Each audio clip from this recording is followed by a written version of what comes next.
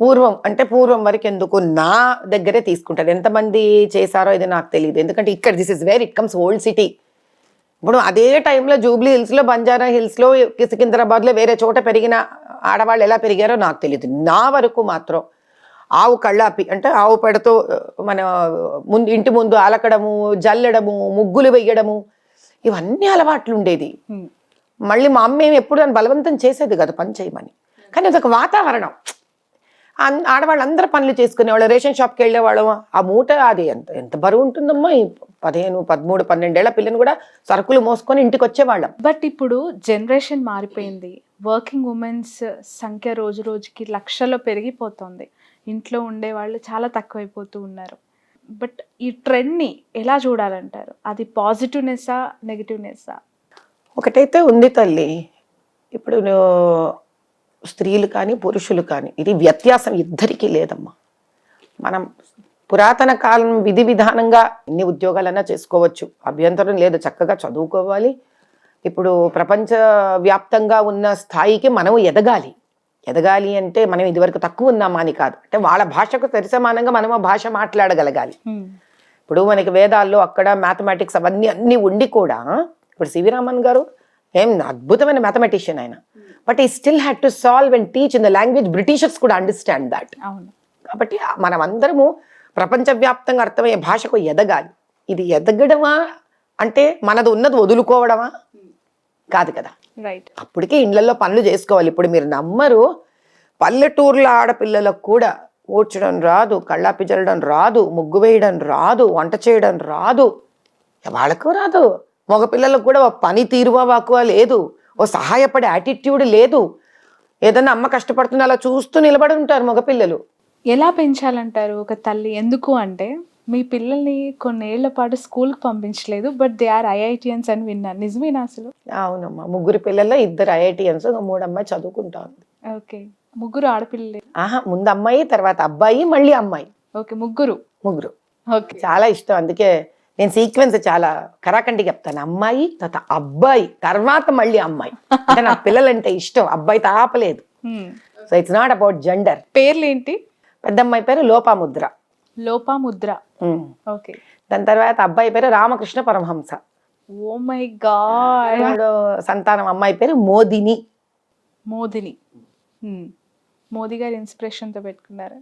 కాదు తల్లి, ఒక ఖడ్గమాల చదివితే అందులో మీకు మోదిని అని నవావరణార్చనలో ఒక ఆవరణంలో మోదిని వాగ్దేవత. ఓకే. ఆ దేవత పేరు మోదిని. ఒక రకమైన సరస్వతి పేరు. లోపాముద్ర అంటే చాలా కొత్తగా ఉంది పేరు. అసలు అర్థం ఏంటి? లోపాముద్ర సప్త మహర్షులైన అగస్త్యుని భార్య తల్లి ఈవిడ. ఓకే. సో మీకు చాలా స్వల్పమైన స్త్రీలకు మాత్రమే వాళ్ళు వేదరచన కూడా చేశారు. అలా లోపాముద్ర ఋగ్వేదంలోని కొన్ని వర్సెస్ రాసింది ఆవిడ. ఇదే కాకుండా పంచదశి దక్షిణామూర్తి పరమేశ్వరుడి రూపంలో ఆయన, ఇంద్రుడు, వీళ్ళందరూ పంచదశిని రాశారన్నమాట. అంటే ఆవిడని ఎలా మనం ఆరాధించాలో విధి విధానాలు చెప్పిన వాళ్ళల్లో లోపాముద్రది కూడా ఒక విధానం ఉంది పంచదశిలో. ఆవిడ సాక్షాత్తు అమ్మవారి స్వరూపము, శివస్వరూపమైన అగస్త్యుడు ఆవిడ్ని వివాహం ఆడాడు. లలితా సహస్రనామం సారాంశాన్ని మొత్తం ఆవిడ గురువయ్యి తన భర్తకే నేర్పించింది ఆవిడ. గార్గి, లోపాముద్ర, సీతమ్మ వారు వీళ్ళందరూ సంధ్య వార్చేవాళ్ళు.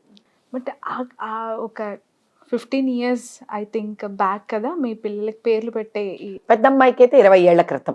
ఎందుకంటే ఇప్పుడు బీటెక్ ఎంటెక్ అయిపోయింది అమ్మాయి. She was youngest girl child to get IIT seat. 15 ఏళ్ళకే వచ్చింది అమ్మాయికి ఐఐటి సీట్. అడుగుతారా ఇప్పుడు అందరికి సునీత, కవిత, మాలవిక ఇలా పేర్లు ఉంటే నాకేంటమ్మా ఇలా లోపాముద్ర? అస్సలు పైగా షీ లవ్స్ హర్ నేమ్. అది మరి అది వాళ్ళ గొప్పతనం అయిండొచ్చు తల్లి. నా గొప్పతనం కన్నా ఇప్పుడు 2 చేతులు కలవాలి కదమ్మా. ఇప్పుడు అంతా నా గొప్పతనం అయితే వాళ్ళు చేసింది ఏముంది పాపం. అది మా పిల్లల గొప్పతనం. నిజంగా నా అదృష్టం. అలాంటి ఆత్మలను నేను కనడం నా అదృష్టం. పెద్దమ్మాయి అసలు లోపాముద్ర పేరు ఎలా ఉంటుందో అంత సాత్వికంగా, అంత మెత్తగానే ఉంటుంది. అమ్మాయి విష్ణు సహస్రనామం భాష్యాన్ని లక్ష్మీ సహస్రనామంతో కలిపి ఇంగ్లీష్లో రాస్తూ ఉంది. She very philosophical and learned and చాలా భేటీ, ప్రశ్నిస్తూ ఉంటుంది. తిరిగి ప్రశ్నిస్తూ ఉంటుంది. స్కూల్కి పంపకపోవడం ఏంటి? చాలా కొత్తగా అనిపించింది విన్నప్పుడు నాకు. అంటే ధైర్యానికి మెచ్చుకోవాలనిపించింది. కానీ పిల్లల భవిష్యత్ ఏమవుతుందో అనే భయం కలగలేదా మీకు అప్పుడు? అంటే అంత నిర్ణయం ఆలోచించి తీసుకున్నది కాదు తల్లి ఇది. నాకు పిల్లలంటే మహాప్రాణం, మా వారికి అంతకన్నా ఎక్కువ ప్రాణం. ఓకే. వీళ్ళు ఏడవకుండా స్కూల్కి వెళ్ళాలి. ఇది ఇది మనకి ఉన్న ఏమంటే టార్గెట్ అన్నమాట. పిల్ల ఏడవకుండా స్కూల్కి వెళ్ళాలి. ఆ ఏడిస్తే బెంగ వచ్చేస్తుంది, నాకు వస్తుంది, తర్వాత వారికి వస్తుంది. ఓకే. ఇప్పుడు నేను ఆడుకుంటూ ఆడుకుంటూ కబుర్లు చెప్పుకుంటూ వెళ్తూ ఇద్దరం వెళ్ళాము స్కూల్కి, అసలు ప్రయత్నించకపోలే. ఓకే. వెళ్ళి ఆ కాంపౌండ్ వాళ్ళ దగ్గరే నిలబడేదాన్ని నేను. ఏడుస్తున్నారా లేదా? బెంగ, ఏం ఏడుస్తుందో ఇది, ఎందుకు ఏడవాలి, అసలు ఎందుకు ఏడవాలి పిల్లలు స్కూల్కి వెళ్ళి కూడా ఎందుకు ఏడవాలి, ఏడవకూడదు నా ఉద్దేశంలో, ఎందుకంత ఇంట్రెస్టింగ్ ఉండకూడదు లైఫ్. అలా నేను ప్రశ్నించలేదు వాళ్ళు ఎవరిని, కానీ ఏడవదేమోలే 10 మంది పిల్లల్ని చూస్తే అనిపించేది. కానీ చిన్నప్పటి నుంచి వయసు కన్నా ముందు అన్నీ నేర్చేసుకునేది, ఇంట్లో నేర్పించడం నేర్చుకోవడం అన్నీ జరుగుతుంది. కరెక్ట్గా నాకు తెలిసి 3 ఏళ్ళు కూడా ఉన్నాయో లేవో, సరే 10 మంది పిల్లల్లో కూర్చుంటే ఇంకా కలిపి వచ్చేస్తుంది అని తీసుకెళ్ళాం. వాళ్ళు చెప్పే గంటకు ఒక దీనికి A to Z అప్పటికే వచ్చు. By the time she's 1 year alphabets అన్నీ వచ్చు దానికి, నంబర్స్ అన్నీ వచ్చు, రైమ్స్ సుమారు ఒక 25-30 వచ్చు, తెలుగులో వచ్చు, ఇంగ్లీష్లో వచ్చు. ఎలా మీరేనా మొత్తం ప్రిపరేషన్ అంతా కూడా? ఇంకేముంటుందమ్మా పని, పిల్లల్ని చూసుకోవడం కాకపోతే.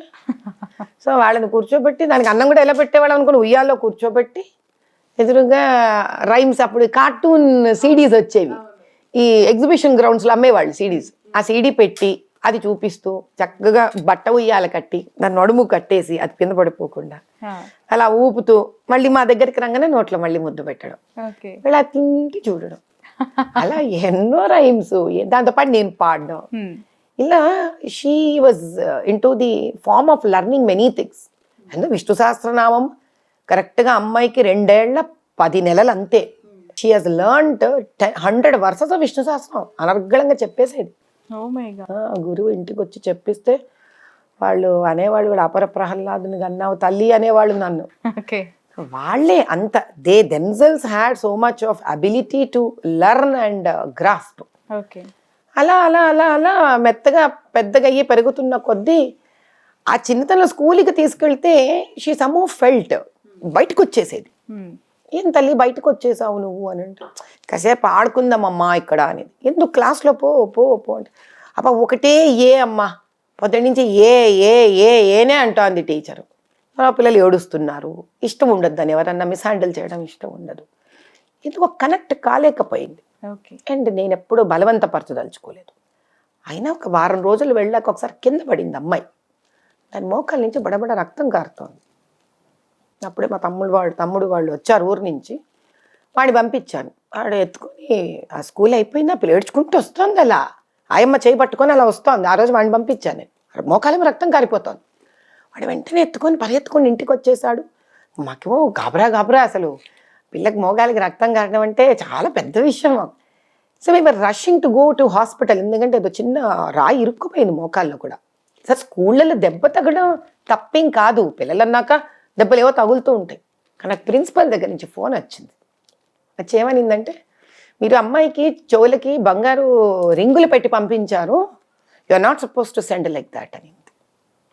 నేను అన్నాను, ఆ 2 బంగారు కమ్మలు పోయినా నేను నిజంగా అంత బాధపడి ఉండేదాన్ని కాదండి.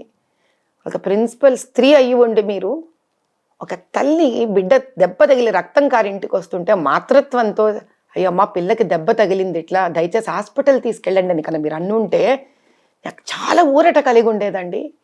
కానీ మిమ్మల్ని మీరు ఏదో కప్పిపుచ్చుకోవడానికో సర్దిద్దుకోవడానికి, అంటే to just hide your mistake, మీరు బంగారు కమ్మ గురించి మాట్లాడుతున్నారు కదా, నా బిడ్డ గురించి నాకు ఇబ్బంది లేదండి, కానీ ఇంకా చాలామంది చిన్నపిల్లలు ఉన్నారు, వాళ్ళ మీద జాలేస్తుంది. Thank you so much, this is the last day, you don't have to take care of my children earrings అని చెప్పాను. అంతే. ఇంకా ఆ రోజు చాలా అసహ్యం వేసింది నాకు, కోపం కన్నా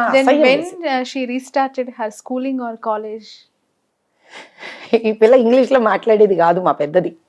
బంధువుల పిల్లలందరూ కూర్చుంటే, కొంతమంది అమెరికా నుంచి వచ్చారు, అప్పుడు మన ఇళ్లలో ఇప్పటికీ అనకూడదు కానీ మాతృభాష మాట్లాడితే చాలా అవహేళన తల్లి. బాగా ఇంగ్లీష్, చిన్న చూపు నిజంగా. అదేదో ఇంగ్లీష్లో మాట్లాడేస్తే చాలా వాళ్ళకి హ్యాపీ. అందుకే పాపం ఈ చిన్న చిన్న ఆర్థికంగా తక్కువ స్థాయి వాళ్ళు ఎంతసేపు ఆ ఇంగ్లీష్ మీడియం స్కూల్కి వెళ్ళి ఇంగ్లీష్ మాట్లాడేస్తే గొప్ప అని వీళ్ళు ఇబ్బంది పడడం కూడా మనలాంటి ఇళ్ళ వాళ్ళ వల్లనే, నిజం చెప్పాలంటే. ఇప్పుడు నేనే బాధితురాలంటే వాళ్ళు ఎంత బాధితులు ఉంటారు తల్లి, చెప్పో మాట. లేకపోతే హాయిగా గవర్నమెంట్ స్కూల్లో చదువుకునే వాళ్ళు మహానుభావులు అవ్వలేదా ఏంటి? English is just a language. It just have to penetrate in to life. మన జీవితాలను మార్చేసో ఇబ్బంది పెట్టేంత అది ఉండక్కర్లేదు లైఫ్లో. వాళ్ళందరూ ఇంగ్లీష్లో మాట్లాడేవాళ్ళు, ఇది మన చక్కటి తెలుగులో మాట్లాడేది. వాళ్ళందరూ చాలా హేళన చేసేవాళ్ళు, బాధపడేది, నొచ్చుకునేది పాపం. ఇంటికి వచ్చి చాలాసార్లు ఇబ్బంది పడేది. నేను పోతే పనిలే నాన్న అంటే నేను ఐ లెట్ గో నేర్పించేదాన్ని. కానీ మరీ చిన్న ప్రాణం 3-3.5 ఏళ్ళు 4 ఏళ్ళ పిల్లకి ఏంటి లెట్ గో నేను నేర్పించడం, అది నేర్చుకోవడం. కానీ నాకు చాయిస్ కనిపించలేదు. వాళ్ళ నాన్నగారు ఉండి ఒకసారి, అయినా కరెక్టే కదా, నువ్వు ఇంగ్లీష్ నేర్చుకోవాలి కదా, నువ్వు స్కూల్కి వెళ్ళాలి కదా, నువ్వు స్కూల్కి వెళ్ళట్లేదు కదా అని అన్నారు. అప్పుడు